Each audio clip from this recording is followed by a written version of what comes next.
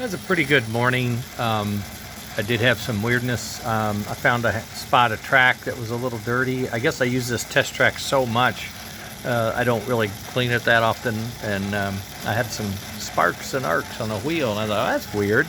Anyway, I cleaned that off, and now it's got continuity. Put a headlight on, just stuck it on there to show how it would perform. And then I've got the chuff sound with the lid on. I put the lid on to make sure my fan was doing its job, and it is. This gets warm, but it doesn't get hot. That's the big deal.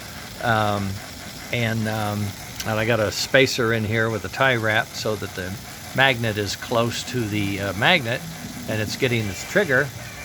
And if I can slow this down and not get in trouble with the music in the background, you can see there's a puff and a chuff. Maybe you can't hear it, but it's there.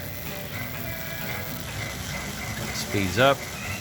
And then if I go to neutral, we have that, you can hear the constant blower fan, but my smoke is, I think I'm losing smoke.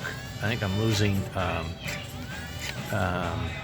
oil. Not sure.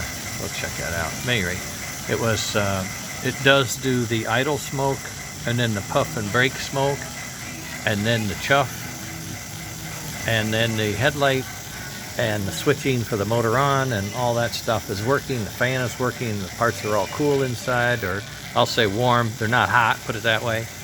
And now I'm going to finish up this wiring bit here and keep at it until I get a body on it, and we're running down the track and pulling a bunch of trains, I hope. Okay, later.